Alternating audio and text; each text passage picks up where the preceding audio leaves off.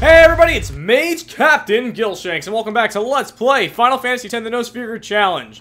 Now, why are we back at the Remium Temple? Well, this episode is going to be devoted to wrapping things up because I just want to get everything taken care of that I want to do before we go into the final area of the game and take on Sin at long last. So, first things first, now that we have acquired our Anima, which we have also cleverly named Jigglypuff of all things, we're going to use Anima to take on this side quest that I meant to do a long time ago when we were here the first time, but I got my ass handed to me royally, so I decided that Anima was pretty much the only way that I'd be able to get through this. So now let's go through this door here, and I'm going to explain a little bit about what you can really do in this area if you were trying to 100% it.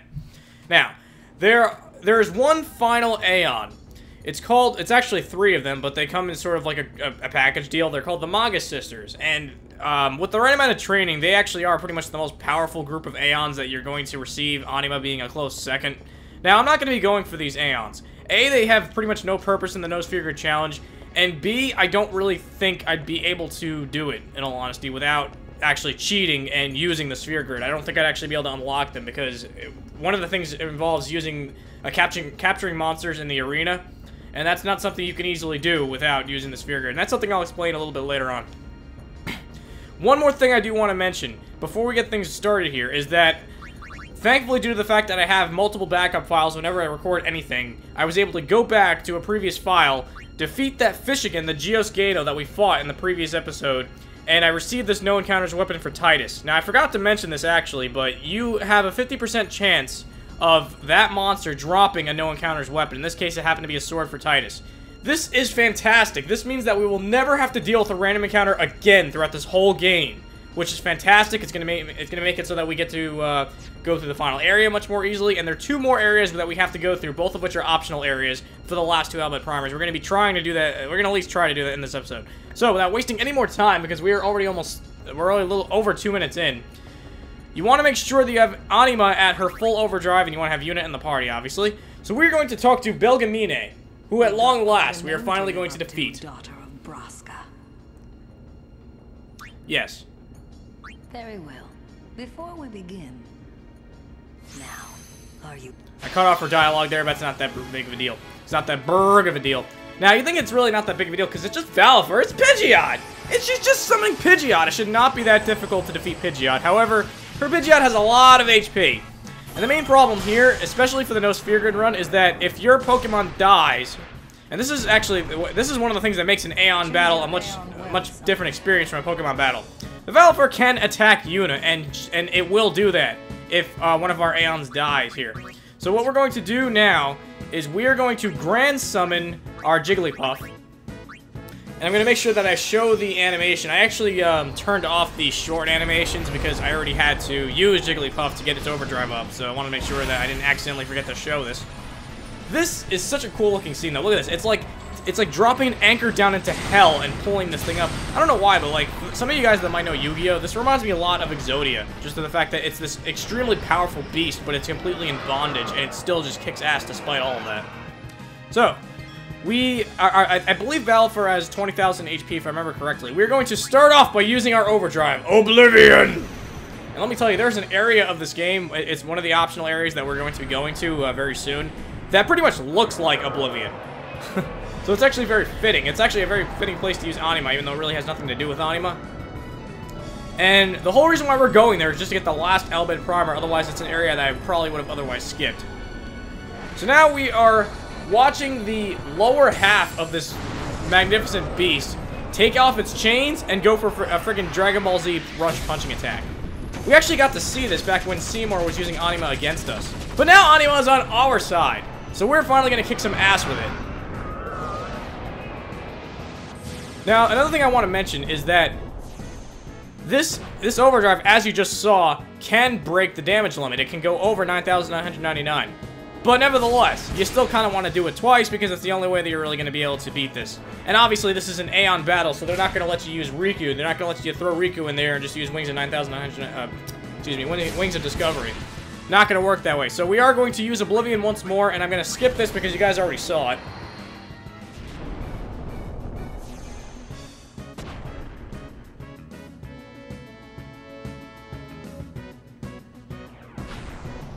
And Valefor goes down. Now, unfortunately, Valefor is not really the one we wanted to defeat here. What we actually want to do is defeat her Ifrit, because we get a fantastic reward for defeating her Ifrit, and that's the reason why you wanted to go through this whole hassle. Unfortunately, Valefor is not really going to yield us anything fantastic. We do get some stuff for it. We get the Summoner's Soul, which we probably should have obtained earlier, but I kind of skipped this battle. Oh well. And I skipped other encounters with Belgemine as well. So Summoner's Soul, what it actually does is it allows you to teach your Aeons new abilities, so it's kind of like the customization.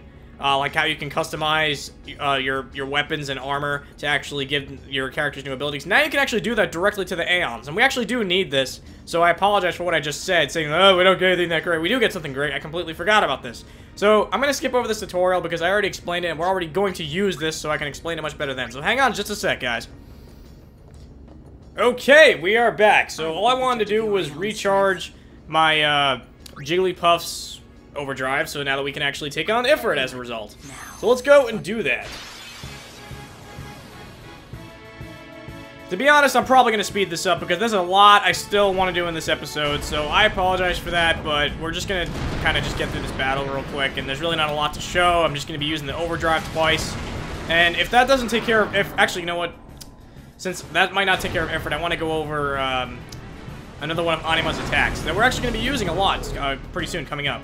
So Anima has an attack. Actually, we're going to grant some just so we can use the damn thing twice. Anima has an attack, much like how all the other Aeons have like that secondary attack. Anima's attack is called Pain.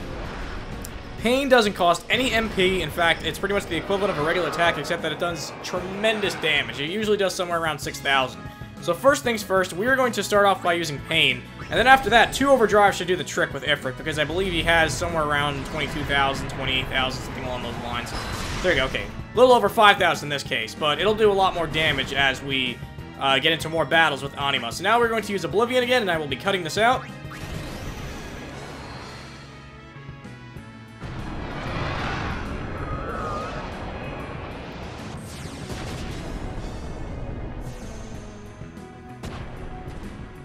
Wow, that did more damage than I thought it would.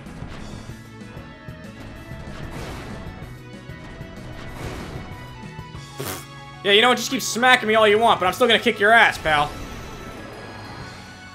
I forgot that I actually turned off the animation, so I don't necessarily need to skip this, because it's, you know, pretty much the abridged version. Okay. And that should hopefully do the trick. Not getting an overkill is not a big deal because we're not really going for that anyway. I'm not even sure if you can get overkills with these guys, because I'd imagine that probably should have done it if you could get an overkill. But in any case, for defeating Ifrit, we are going to get a reward that doesn't really seem like that big of a deal, but it is something that we need. It's going to make the end game sequence a lot easier. So we're going to do that real quick. See, this is the reason why you want to have Anima. Because the other Aeons will not do enough damage with their overdrives, and they'll probably get killed because they don't have enough HP. So now we've received the Aeon Soul. Let's see exactly what this does, because I actually don't remember at the moment. Oh, okay. This allows you to basically raise their stats by giving them, you know, the same kind of spheres that you would use on the sphere grid. So I'm going to skip over this because we're actually not going to be doing it.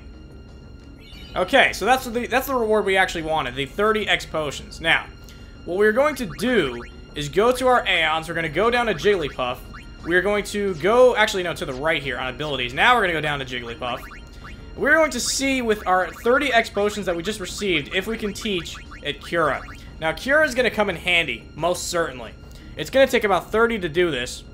And, so yes, that's actually going to make it very helpful. Now Jigglypuff can actually heal itself, which is going to be necessary in an upcoming boss fight.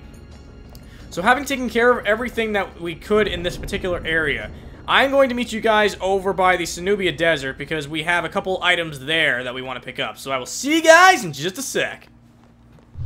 Okay, we are back here in the Calm Lands once again, this upper section. I know we said we were going to Sanubia Desert, but I actually forgot. There's one more thing I want to do, and there's no point in just coming back here later when we already are here. Now, originally you would go on this bridge to get into Mount Gagazet. That's what we did the first time. But when we were actually here, I mentioned that you can come down here, and there's a little bit of a side quest kind of an area. Now, I've gotten a number of comments already asking if I'm going to be obtaining a particular Aeon.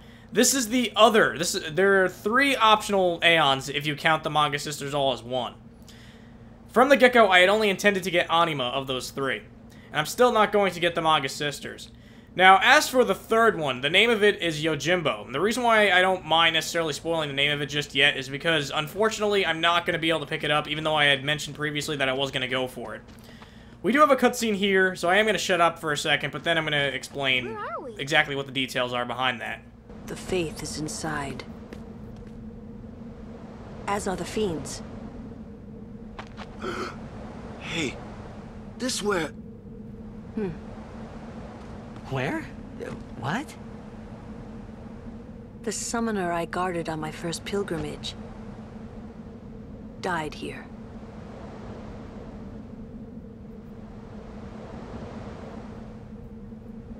Yuna, let's go.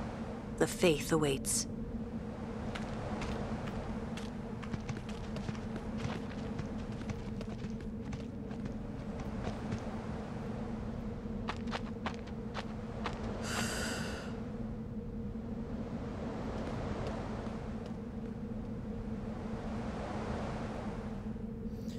Now, I will talk about, you know, what the deal is behind this particular Aeon and the summoner that Lulu had guarded. She died, and she actually became sort of a Fayth in and of herself.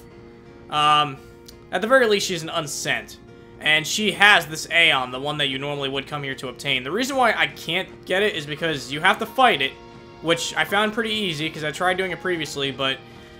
this Aeon's a little different. He's not like the conventional type of Aeon. He's actually... a greedy bastard, needless to say. Yes, you actually have to buy this Aeon, and he's so expensive that I literally do not have the gil to do it. Now, you can bargain for him to get him for a cheaper price, but I don't even have enough gil to get him for the cheapest possible price. So, because of that, at the very least, right now, it's not going to be possible to obtain this Aeon. Not that we really need gil for anything else in the game, because we're pretty much done as far as item shopping is concerned. But I just don't have that, you know, that amount of gil.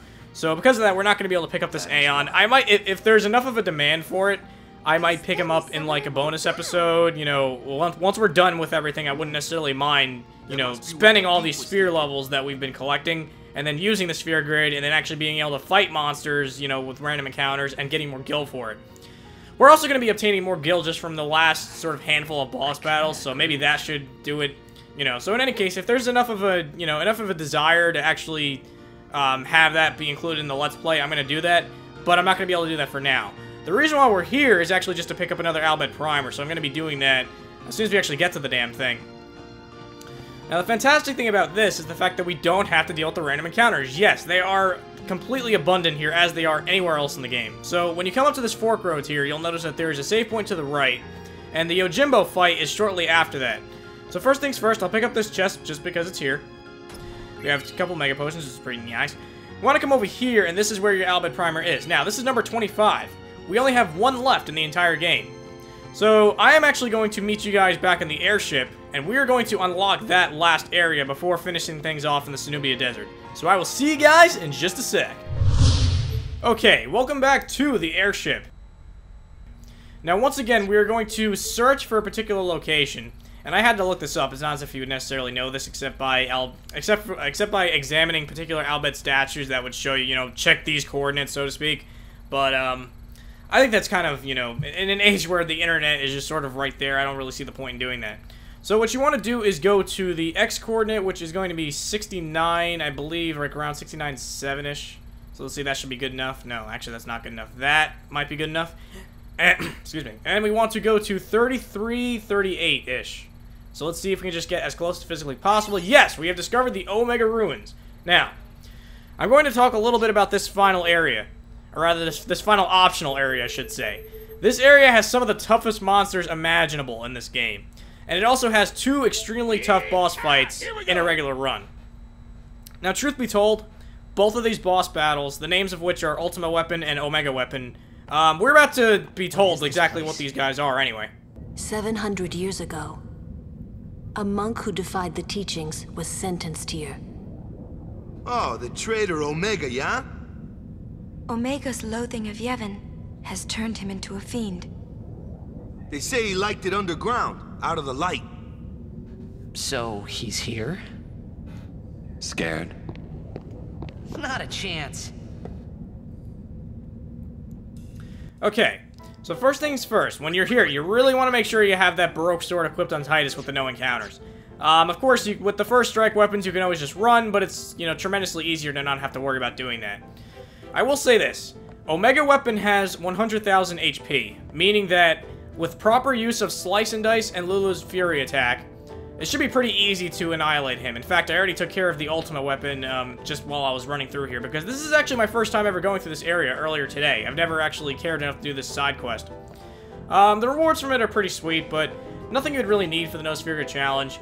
And much like with the Ojimbo, this is something that I would save as a bonus episode in case anyone really wanted to see it. So once we've beaten the game, and I know that I have enough Wings of Discovery to actually go around, because that's another important thing, is I want to make sure I actually save those. If that were the case, and people really want to see this fight with Omega, then I'll show it. Again, though, it's really not going to be all that spectacular. It's just going to be another, you know, Riku mixing the Wings of Discovery, Titus Slice and Dice, Lulu Fury, and that should pretty much handle him right there. So now, we have obtained our last Bhed Primer. We've achieved the rank of Bhed Psychedon, whatever it's called, I don't even know. And that was actually, that didn't take anywhere near as long as I thought it would, actually. So, now that we've done all of this, we've collected all the Bhed Primers, we have geared up Anima so that's ready to handle the next, or rather the last major area of the game. And we have, let's see.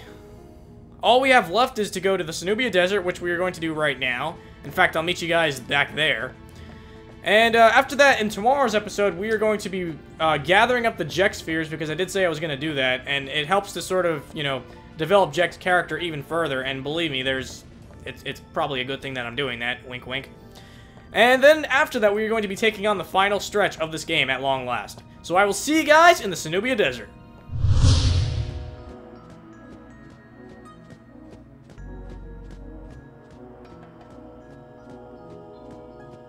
Okay, everyone be very, very quiet. After looking around for well over a half hour, I finally snuck up on this little bastard. He's the one I've been looking for. Now, with Riku's Buccaneer equipped, which we equipped a long time ago back when we won several Pendula from the Chocobo... Okay, I don't have to talk so low like that anymore. That's ridiculous. Okay. So now that we have Riku's Buccaneer, hopefully, we can steal Chocobo Wings from this guy! Yes! Oh my god, that makes me so happy. I just want one more, man. Come on, Riku. Riku, just get one more turn. You can do this. Not you, Titus. Okay, Chocobo, attack whoever you want as long as it's not Riku. Good.